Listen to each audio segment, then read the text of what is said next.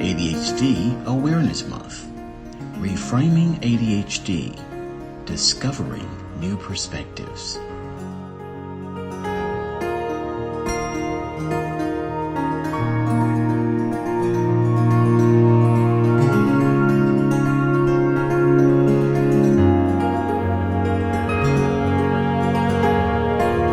Gets diagnosed first is what's most obvious, what's making the most trouble for the person at the time. And if you've got somebody who's being brought in because they're terribly depressed, their eating and sleeping are such that either they're sleeping all the time and not have difficulty being awake, or that they can't sleep very well, and so as a result they don't get much sleep. Or it may be that there's a problem where they're having panic attacks. Acute anxiety episodes where they're just feeling so nervous that everything is bothering them.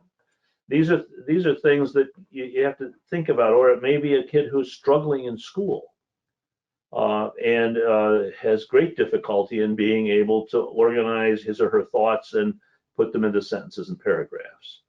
So you ask about, what's the presenting problem? Why is it that this particular parent has brought their child, their son or daughter, in to get evaluated? Or why is it that this adult is coming in?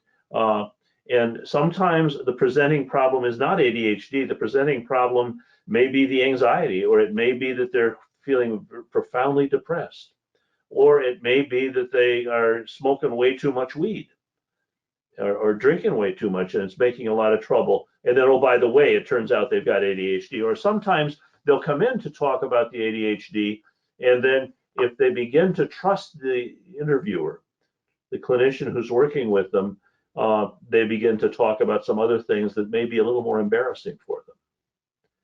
So I think it's not like it's always one thing. Sometimes the ADHD is the presenting problem. I'm having a lot of trouble focusing. I read and I don't remember what I've just read. I turn the page and I seem to have lost what I was reading just a moment ago.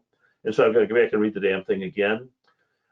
Sometimes it's a matter of a person not talking about the ADHD thing, but just mainly talking about how they're having these panic attacks, where it feels like they need to go to the hospital for, because they're getting shortness of breath. It feels like their heart is going to jump out of their chest, and they get panicky. It may only last for 15 minutes or so, but it's enough to be terrifying.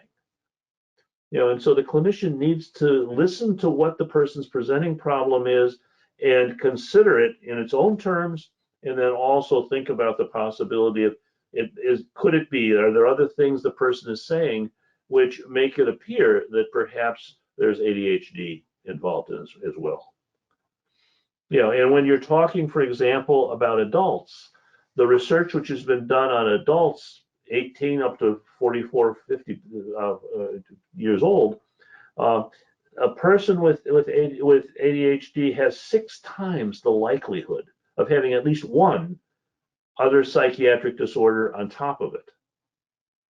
And so it's very important to look for these other things and see what's making the trouble, and then what's the most effective way of dealing with it. And sometimes it's straightforward ADHD, far more common whether you're talking with children or with adults. There's something else in the package.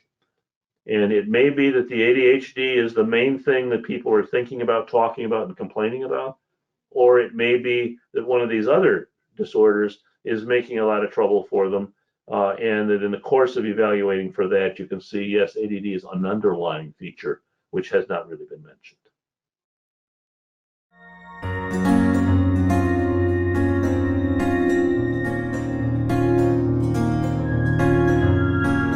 The mission of ADHD Awareness Month is to educate the public about ADHD by sharing reliable information based on scientific and peer-reviewed research.